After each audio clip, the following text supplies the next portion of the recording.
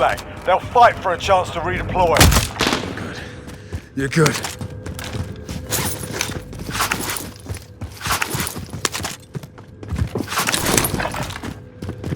Teammate has been cleared for redeployment.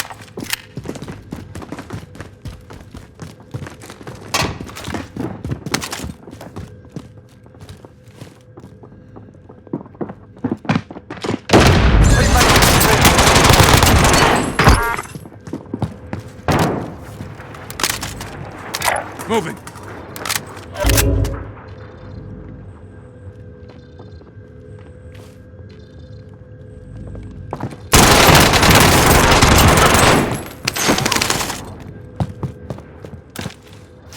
Ancestors got my back.